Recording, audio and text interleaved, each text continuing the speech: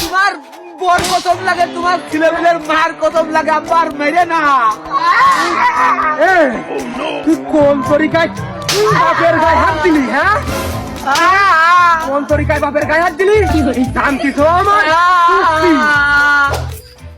ঠেকাবো না, আজকে ঠেকাবো না। মনে হচ্ছে আরো 2-5 বাড়ি খাতে পারবে না। খায়নি, দুধ করে খায়নি। ওই দেখ, উত্তেজনার বশীভূত হয়ে যে কাটিংটা দিলাম তার আগ্রহ করতে যাই, এ গরুটি কি করে খাবেন? এ তো আর আমি খাবো না। আবার ছোট করে কাটির সময় লাগুক, এর মধ্যে মা ঢেয়ে যাক। নিস্তার দাও আব্বা, নিস্তার দাও, আমার দেহের একটু শান্তি দাও।